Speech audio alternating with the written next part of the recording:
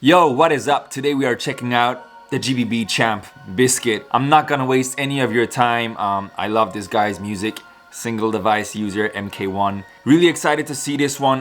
As you can see, I already have my headphones on. I don't wanna waste any time. So let's just jump straight into it and yeah, we'll talk about the performance straight after. So let's do it. I say the 3, y'all say the 2 and the 1. BizKit, 5 minutes from the United States in 3.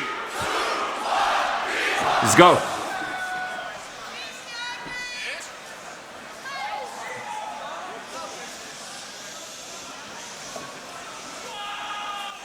All right, for those who don't know, if there's still people that don't know, we had some little silent recording at the beginning.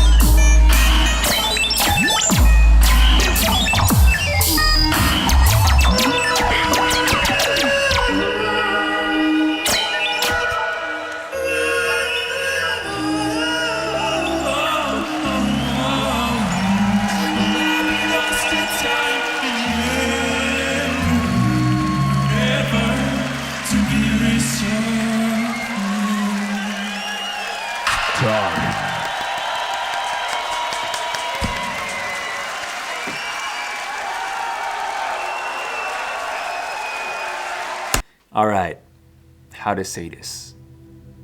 See, this is the performance out of all the eliminations that we've seen.